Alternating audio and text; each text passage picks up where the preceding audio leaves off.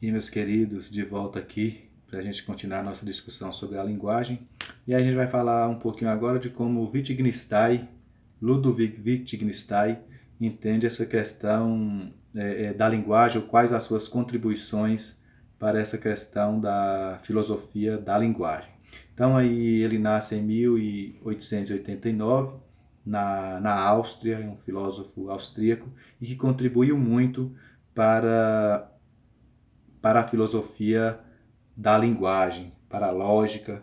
Então, é um dos grandes nomes aí da filosofia da linguagem. De ascendência judaica, ele faz, né, de família rica, ele faz filosofia, ele começa seus estudos, depois tem que interromper, porque vai servir como soldado na Primeira Guerra Mundial. Então é um cara que tem uma trajetória aí, além de filosófica, também uma trajetória de vida muito interessante. Aí ele vai e faz filosofia, escreve o primeiro livro dele, que é o Tratado Lógico Filosófico, e aí ele para um tempo, né, nesse intervalo aí, ele achava que já tinha ali encerrado o seu trabalho, aí ele vai se entra aí no processo, né, de afastamento social,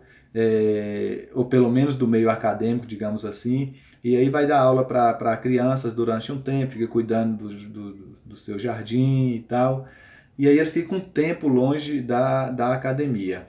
Aí ele escreve o seu primeiro livro, ainda muito jovem, que é o Tratado Lógico Filosófico. No Tratado Lógico Filosófico, ele vai dizer o seguinte: olha, a linguagem ela representa o mundo como ele é. Ou seja, e aí a tradição diz que um dia ele observando a polícia fazendo a reconstituição de um crime, e aí usava uma maquete para fazer essa reconstrução.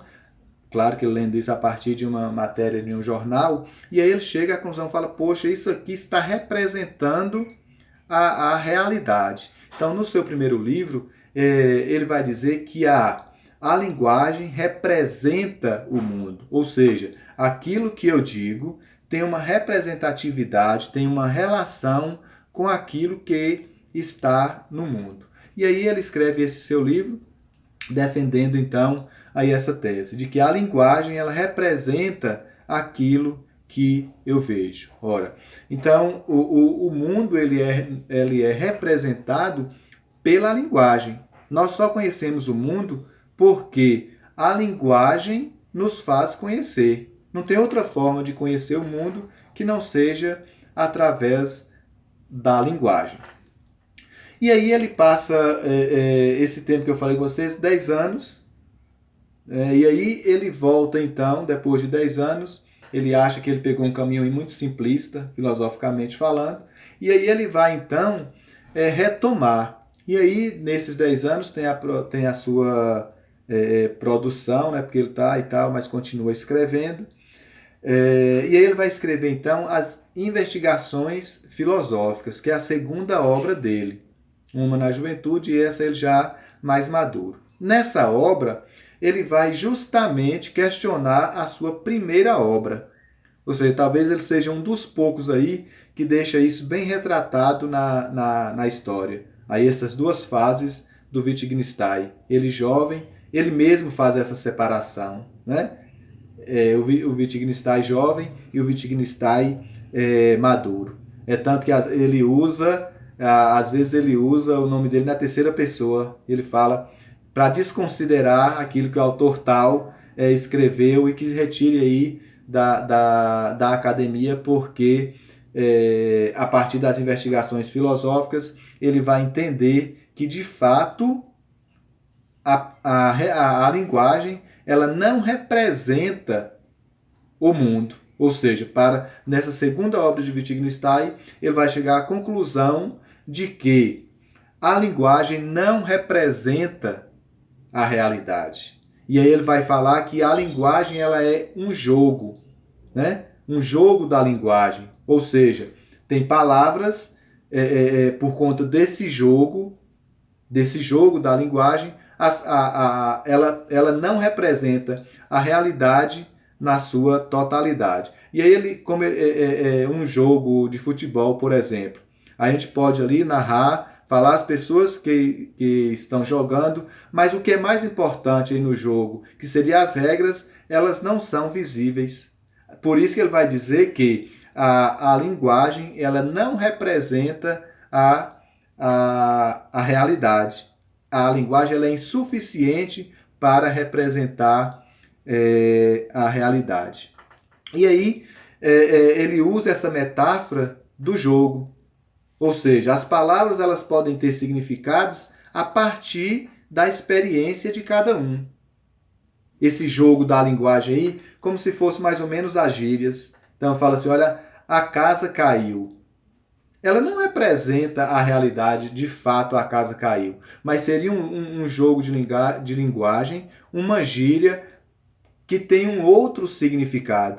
Por isso, Wittgenstein, então, chega à conclusão de que a linguagem ela é insuficiente para a compreensão do mundo. Logo, se a linguagem ela é insuficiente para a compreensão do mundo, nós não compreendemos o mundo na sua totalidade, porque a nossa linguagem ela é insuficiente para explicar a realidade. Um exemplo aqui bem cristão para a gente entender essa questão da insuficiência. Quando a gente fala, pense aí, sei lá, algo aí da Santíssima Trindade. A linguagem ela não dá conta de explicar isso. E tantos outros fenômenos que acontecem. A linguagem ela é insuficiente. Ela não consegue, então, representar a realidade. Sendo assim, ele vai chegar, então, à conclusão de que nós não conhecemos o mundo por conta dessa insuficiência da linguagem. E aí,